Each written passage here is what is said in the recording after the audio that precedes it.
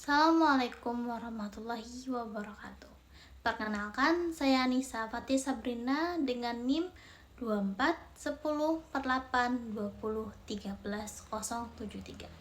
Saya merupakan mahasiswa RPL Genap Prodi Farmasi di Universitas Muhammad Natsir. Pada tugas kearsian dan pemikiran Muhammad Natsir ini, saya akan membuat video singkat tentang konsep dakwah bilhal dan keruhisan di arsi. Yang pertama, nilai perjuangan dan keikhlasan di kearsian dalam dakwah bilhal di lingkungan Yarsi. Kearsian menjelaskan nilai-nilai yang diperjuangkan sejak yayasan didirikan pada tahun 1979, termasuk keikhlasan dan pengembangan nilai-nilai Islam. Beliau berharap nilai-nilai ini diadopsi oleh semua pihak yang terlibat dalam yayasan, seperti pengurus, karyawan, dan mahasiswa. Yarsi dibangun pasca PRRI, sehingga mencegah kemunduran umat. Makna kearsian yang pertama, keikhlasan beramal. Yang kedua, pengabdian untuk umat. Yang ketiga, tidak mencari keuntungan pribadi. 4 perjuangan Bapak Muhammad Natsir. Yang pertama, sebagai pendiri Yarsi, Yayasan Rumah Sakit Islam. Yang kedua, lawan kristenisasi di Sumbar. Yang ketiga, fokus kepada pendidikan, kesehatan, ekonomi umat. Dan selanjutnya, sebagai tokoh pemersatu Indonesia, kembalinya RIS menjadi NKRI. Keterlibatan Bapak Natsir dalam berbagai gerakan sosial serta dedikasinya dalam pembangunan nasional pasca kemerdekaan. Keberhasilannya dalam menarik dukungan dari luar negeri dimanfaatkan untuk membangun lembaga pendidikan dan kesehatan di Indonesia, sehingga menciptakan dampak positif bagi masyarakat. Capaian Yarsi diantaranya mendirikan rumah sakit Islam yang berada di Bukit Tinggi, Padang, Padang Panjang, Payakumbuh, Panti, Simpang 4, dan lain-lain. Yang kedua, pendidikan kesehatan, yang awalnya dari SPK berubah menjadi Akper, berubah menjadi Stikes, dan berubah menjadi universitas yang dikenal saat ini. Universitas Muhammad Natsir didirikan pada tahun 2014 sebagai lanjutan dari lembaga pendidikan kesehatan yang telah ada sejak tahun 1960-an. Pendiriannya bertujuan untuk memperbaiki kondisi umat di Sumatera Barat pasca perang. Sejak awal pendirian, yayasan berupaya memperbaiki kondisi umat melalui pembangunan rumah sakit dan penyediaan pendidikan kesehatan.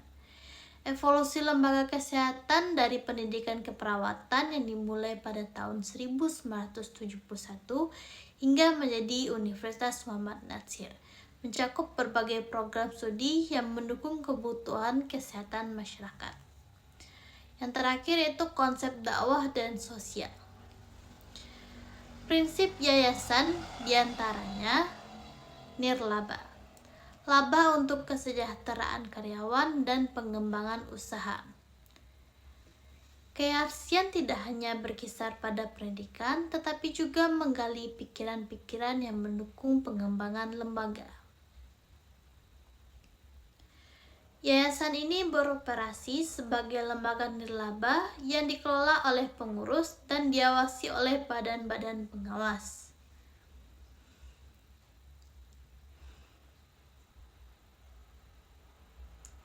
Semua laba yang dihasilkan digunakan untuk kesejahteraan karyawan dan pengembangan usaha di bidang kesehatan dan pendidikan.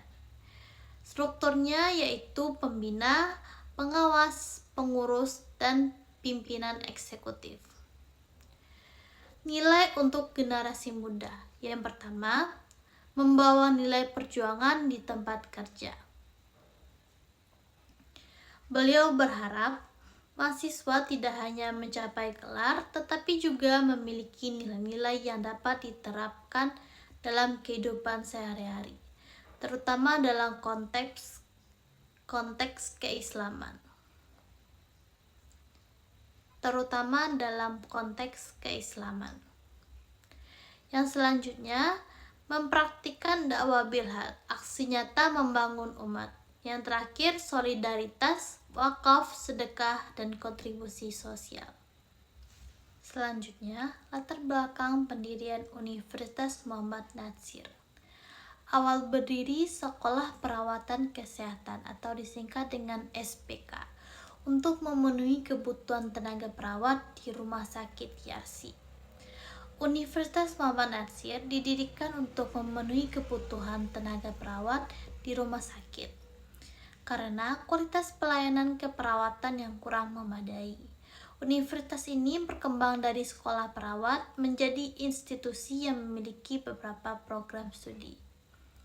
Alumni SPK Yarsi dikenal berkualitas dan diminati rumah sakit hingga ke Pekanbaru. SPK berkembang menjadi STIKES, Sekolah Tinggi Ilmu Kesehatan, dengan jurusan keperawatan dan kebidanan. Karena perkembangan zaman dan bertambahnya rumah sakit yang menjadi 6 rumah sakit, STIKES bergabung dan berkembang menjadi Universitas Muhammad Natsir. Semua program studi sudah terakreditasi baik dan lulusannya banyak terserap di dunia kerja. Yang kedua, konsep pelayanan Islam dan Ruhis. Ruhis adalah Ruhul Islam. Petugas khususnya Ruhis bertugas membina yang pertama, pasien. Mengajarkan wudhu, tayamum saat sakit, atau sholat dalam kondisi sakit. Selanjutnya karyawan, pembinaan rutin keagamaan.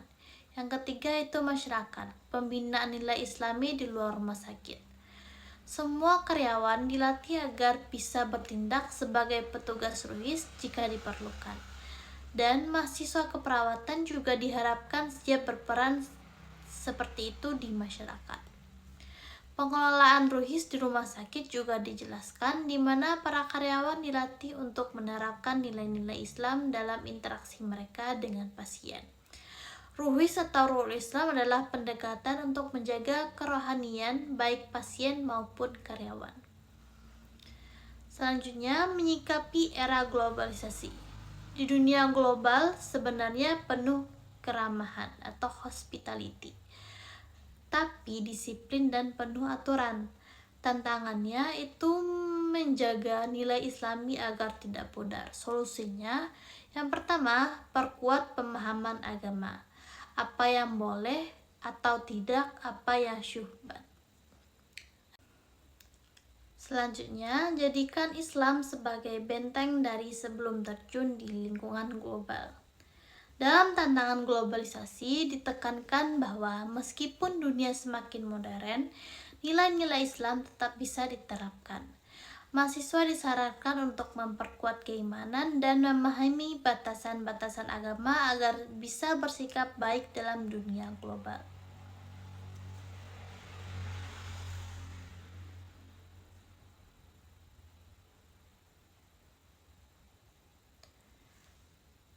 Selanjutnya, menerapkan konsep Islam di UMN.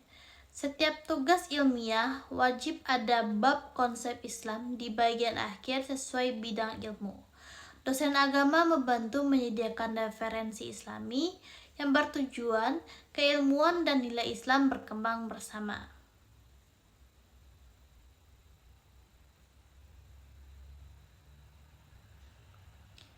Selanjutnya, isu pengangguran lulusan. Menurut data internal, hampir tidak ada lulusan Universitas Muhammad Natsir yang menganggur lama.